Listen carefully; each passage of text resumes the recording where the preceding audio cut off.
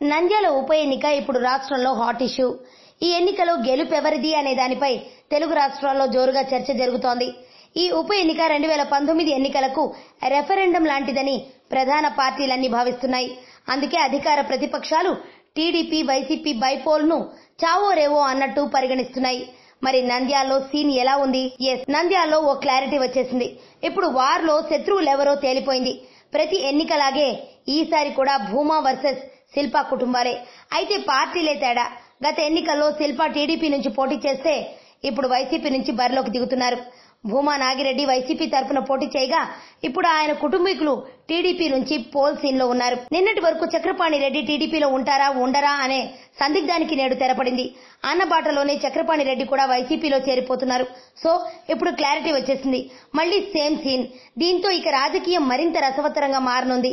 ఇప్పటికే రెండు పక్షాలు నోటికి పని చెప్తున్నాయి. టీడీపీ అభ్యర్థి భూమా బ్రహ్మానందరెడ్డి దాఖలు చేశారు. ఈ సందర్భంగా మాట్లాడిన అఖిల ప్రియ శిల్పాపై నిప్పులు చెరిగారు. 10 ఏళ్లు అధికారంలో ఉన్నప్పుడు ఏం చేశావని ప్రశ్నించారు. శిల్ప ప్రచారానికి వచ్చినప్పుడు కాలర్ పట్టుకుని నిలదీయాలని ప్రజలకు పిలుపునిచ్చారు. నాడు వైఎస్ అధికారంలో ఉన్నప్పుడు తన తండ్రిపై వైఎస్ తప్పుడు కేసులు పెట్టి వేధించారని అఖిల ప్రియ ఆరోపించారు. శిల్పా మోహన్ రెడ్డి మాత్రం అధికార పార్టీ నేతల ఆరోపణలను తిప్పికొడుతున్నారు. అవకాశవాద రాజకీయాలకు పాల్పడే వారికి అవకాశం ఇవ్వొద్దని ఆయన పిలుపునిచ్చారు. అంతేకాక ప్రభుత్వ కుట్రలు తమ విజయాన్ని ఆపలేవని స్పష్టం చేశారు.